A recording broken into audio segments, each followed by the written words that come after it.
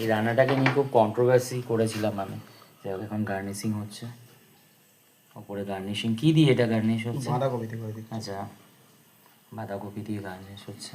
কিছু নেই তো কী করবো? না, ঠিকই আছে। হঠাৎ করে ঠিক আগে থেকে কোনো মেনু ঠিক ছিল না, তো হঠাৎ করে এটা অনেক বেটারই হয়েছে, দেখতে খুব সুন্দর হয়েছে। সব ব্ল্যাক ব্ল্যাক ম্যাচ করে গেছে, খুব সুন্দর হয়েছে। 1 মিনিট ভালো করে আরও দেখা, আমার লাইট তো চলছেই। সারু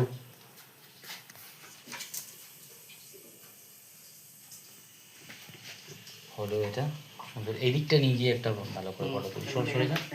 হ্যাঁ, বাহ,